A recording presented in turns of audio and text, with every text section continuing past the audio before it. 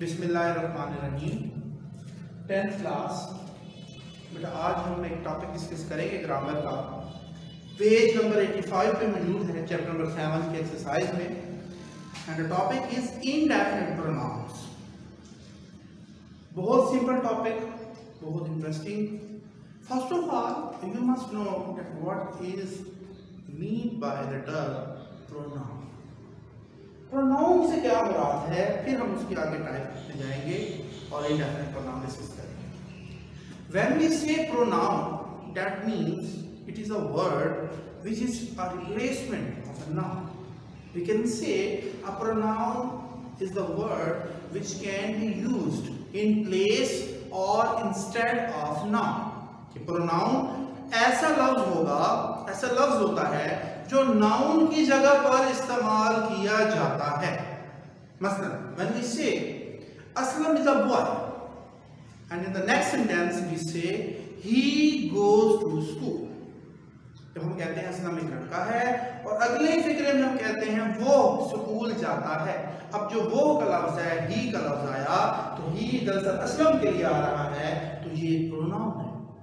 Pronoun पे previous lectures में chapter number 3-4 के एक्सरसाइज में हम कर चुके हैं डिटेल्ड डिस्कशन। हमने सी टाइप्स भी कुछ देखी थी, मैंने आपको पर्सनल प्रोनाउंस भी पढ़ाए थे, हमने टेबल बनाया था, उनको भी आप रिकॉल करेंगे अपने माइंड में। पर्सनल प्रोनाउंस बताए थे, पोजेसिव बताए थे, रिफ्लेक्सिव बताया था आपको मैंने।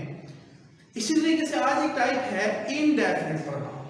As name shows, indefinite means which is not definite at all, जो डेफिनिट ना हो।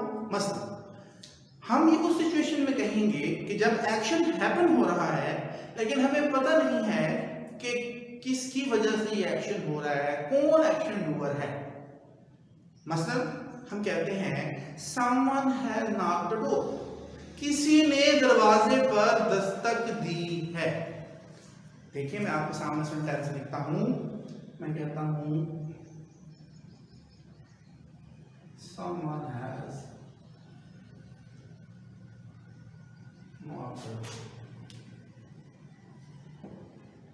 someone। अब अगर ग्रामेटिकल स्ट्रक्चर आप देखें इस सेंटेंस का, तो ये सब्जेक्ट भी है,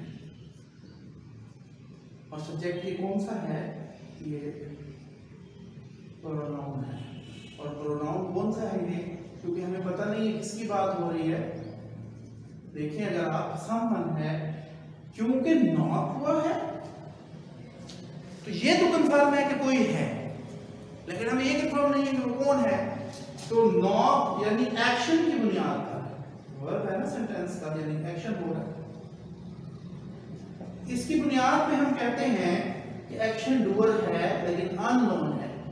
ऐसे एक्शन डूअर के लिए जो अननोन है हम इनडेफिनिट प्रोनाउन इस्तेमाल कर सकते हैं।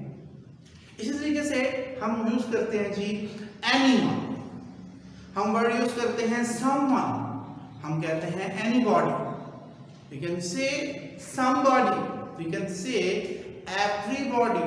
तो ये जो वर्ड हैं nobody, no one, तो इस तरह के जो वर्ड्स हैं ये इनडेफिनिट प्रोनाउंस कहलाते हैं। अब बुक से देखते हैं, इसमें वो कहता है जी एग्जांपल देखिए, the last couple of years have been a long bumpy ride for me as they have for everyone of my age. तो उसने एवरीवन को अंडरलाइन किया, तो यही क्या है, इनडेफिनिट प्रोनाउन है। अब मजीद एग्जांपल दे रहा हूं, जरा देख लें।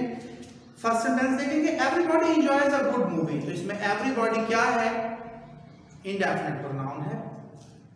Does anybody have the time, तो इसमें एनीबॉडी क्या है, सेकंड सेंटेंस में इंडेफिनिट प्रोनाउन है।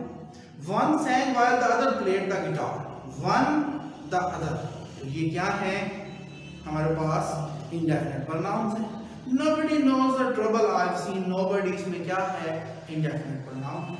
the secret was known by few, by few क्या है, चंद एक, कौन से चंद एक है कोई पता नहीं, तो ये कौन है, हम कह सकते हैं इंडेफिनिट प्रोनाउन है। no, the secret was known by many, by many यानी कई लोगों को पता था। अब ये भी क्या है, many क्या है, हम कह सकते हैं इंडेफिनिट प्रोनाउन है। Mathematics is too hard for some, तो सम क्या है, इंडेफिनिट प्रोनाउन है। Surely you recognise somebody, somebody क्या है, इंडेफिनिट प्रोनाउन है। और लास्ट सेंटेंस देखिए, is there anything that I can do, तो एनीथिंग क्या है, इंडेफिनिट प्रोनाउन। डियर स्टूडेंट्स, आप इस टॉपिक को सनशाइन से अच्छे तरीके से कंसल्ट कर लेंगे। Thank you so much.